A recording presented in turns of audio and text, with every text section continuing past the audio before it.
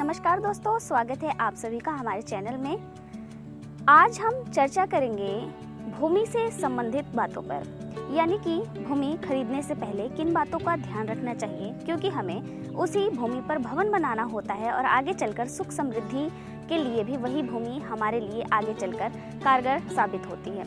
तो दोस्तों, आज हम बात करेंगे भूमि से संबंधित चर्चाओं पर। जैसा कि हम सभी जानते हैं कि जब आजकल के समय में भूमि की जो बिक्री है, जिस तरह से उसे बेचा जा रहा है, प्लॉटिंग करके खेतों को बेचा जाता है, तो उसमें कोई भी दिशा ऐसी होती है जिधर प्लॉट्स निकलते हैं। उत्तर, दक्षिण, पूरब, पश्चिम चारों दिशाओं में हमारी भूमि हो सकती है।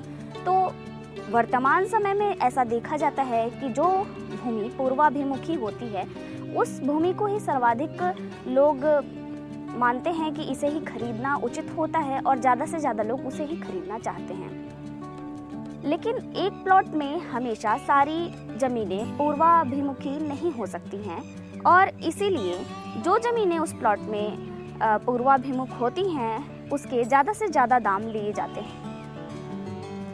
तो एक बात हम ये समझ लें कि प्लॉट का हमारे किधर भी अगर उसका मुख होता है, तो ये कहीं भी इसे दोषकारक नहीं माना गया है, बल्कि जो हमारी ज़मीन का ढलान है वही हमारे लिए दोषकारक और शुभकारक होता है।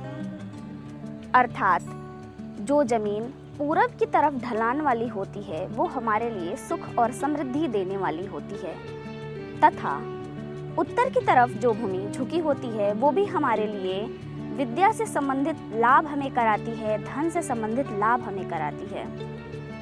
इसके अलावा पश्चिम और दक्षिण की तरफ झुकी हुई भूमि सबके लिए अच्छी नहीं होती है।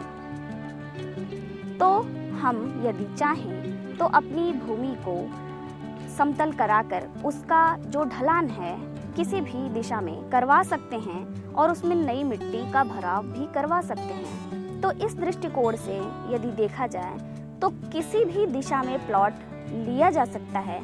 आगे हम आपको ये बताएंगे कि उत्तर, दक्षिण, पूरब, पश्चिम चारों दिशाओं में कौन सी दिशा में द्वार बनाना सर्वाधिक श्रेष्ठ होता है। आज के लिए इतना ही। बहुत बहुत धन्यवाद।